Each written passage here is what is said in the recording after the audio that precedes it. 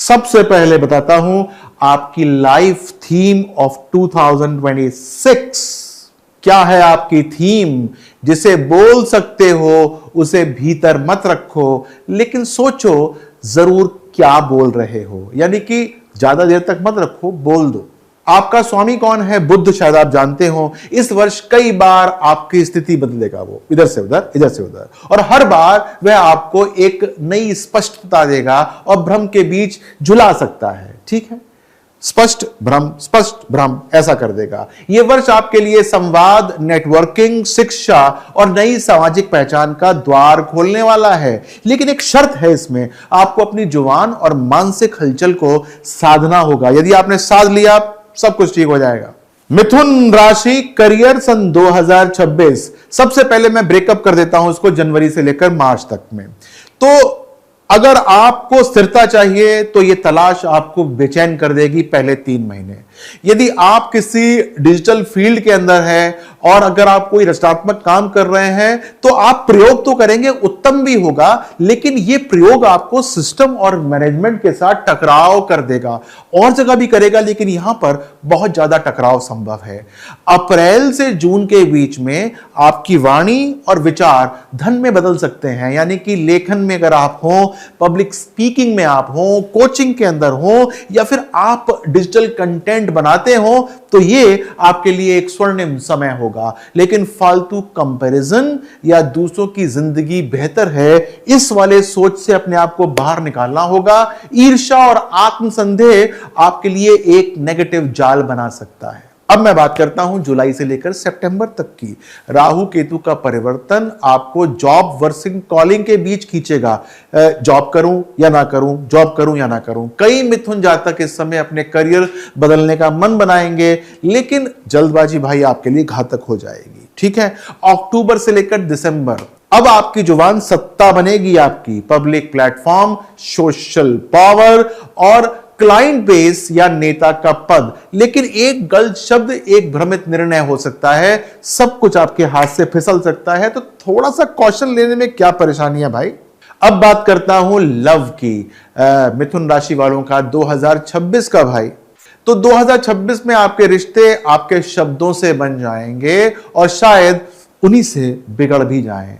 तो फरवरी से मार्च नए संबंध का आरंभ संभव है, लेकिन इमोशनल क्लैरिटी की कमी से उलझन बनी रह सकती है।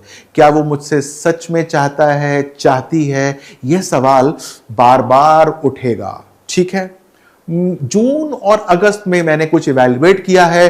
विवाहितों के लिए गलतफहमी और एक तीसरे व्यक्ति की दखल से तनाव संभव है। तो जो नवविवाहित हैं उनके लिए यह बहुत इंपॉर्टेंट टाइम होगा।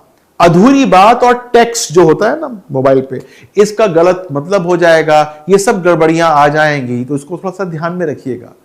अक्टूबर से दिसंबर पुराना प्रेम लौट के आ सकता है, या उसकी याद आ सकती है जो आपको खिन्न कर सकती है। यह समय निर्णय लेने का है, बचना है या फिर विदा होना है। ठीक है, मिथुन राशि सन 2026 हेल्थ, इसकी बात मैं करना चाहता हूं।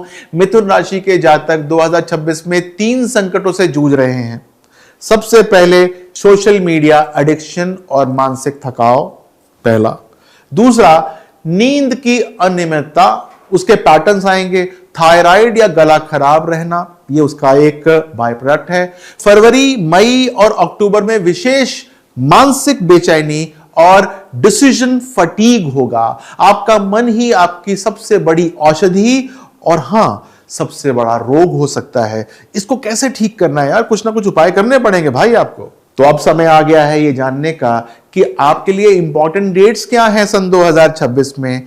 फरवरी के पहले सप्ताह में बुध और शुक्र की युति आपको एक ऐसा कौशल निखार देगी कि आप इंटरव्यू, क्लाइंट प्रेजेंटेशन या प्रेम के प्रस्ताव जैसे कामों के लिए आपको पॉजिटिव हो जाएंगे। यह अत्यंत शुभ टाइम है, यानी कि इसको नोट कर लीजिएगा और ऐसी कोई बात आए तो आगे बढ़ जाइएगा।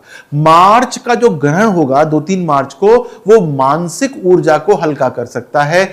इन दिनों किसी भी बहस, बयान या निर्णय से आपको बचना ही होगा। जून के मध्य में मंगल में वृषभ आने से धन और वाणी पर आ जाएगी आक्रामकता, पॉजिटिविटी आ जाएगी। सोच समझकर निवेश करना होगा क्योंकि आप बहुत ज्यादा वॉलेटाइल हो जाएंगे। और रिश्तों में आ सकती है नेगेटिविटी।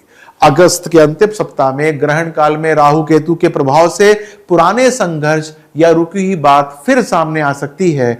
यही समय है जब आपको सच बोलना भी संघर्ष लग सकता है, झूठ से काम चल जाएगा। दिसंबर का दूसरा सप्ताह जब बुध वक्री होगा, आपकी जुबान या टेक्स्ट कोई बड़ा भ्रम पैदा या विवाद खड़ा कर सकता है। शांत रहना ही सबसे बड़ा उपाय होगा आपके लिए भाई। तो मिथुन राशि वालों के लिए सन 2026 का स्पिरिचुअल मैसेज, तर्क करो पर तिरस्कार नहीं, प्रेम करो पर पराधीन नहीं हो जाओ। 2026 में आपका सबसे बड़ा युद्ध आपकी वाणी और उसके परिणामों के बीच हो जाएगा। जो अपने शब्दों को साथ लेता है वही खुद को साध लेता है, ध्यान दीजिएगा। बुद्ध के मंत्र का आप उच्चारण कर सकते हैं, ये उपाय है, ये मैं नीचे लिख दूंगा। ये मंत्र आपके विचारों में देगा स्पष्टता, संवाद में देगा शांति और निर्णयों के अंदर देगा एक तरफ से तटस्थता, यानी कि आप कहीं पर टिक जाएंगे। ठीक है, आपके लिए लेकर आया हूं कुछ रेमेडीज, बहुत बहुत इंपॉर्टेंट है। इसको नोट जरूर कर लीजिएगा या वीडियो को प्रिजर्व कर लीजिएगा। जनवरी से मार्च की रेमेडी क्या है? हर बुधवार के दिन में एक छोटे बच्चे को हरी मूंग की दाल और एक पेन ये गिफ्ट करना, ये कर ही दीजिएगा। ये आपके अंदर के भ्रम और जो कम्युनिकेशन कंफ्यूजन होता है उसको साफ कर देगा। राइट, साथ साथ आपको एक दिन निर्धारित करना होगा जब आप ना तो झूठ बोलें ना कोई गॉसिप पढ़ें या करें। राइट, ये कर लीजिएगा। अप्रैल से लेके जून सन 2026 सोमवार उठिए, 10 मिनट मौन से बैठिए और मैं कौन हूं यह प्रश्न खुद से करिए। आपको बहुत स्पष्ट आंसर मिलने शुरू हो जाएंगे।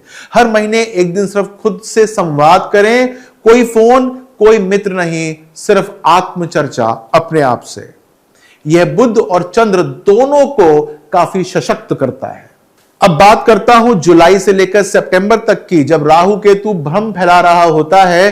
किसी बौद्ध विहार या फिर शांति स्थल पर दिन बिताना आपके लिए बहुत बहुत श्रेष्ठकर रहने वाला है। किसी ऐसे व्यक्ति से मिले जो आपकी तरह सोचता नहीं और उससे बिना बहस के आप संवाद करें। यह आपके तर्कशील अहंकार को पिघला देगा भाई।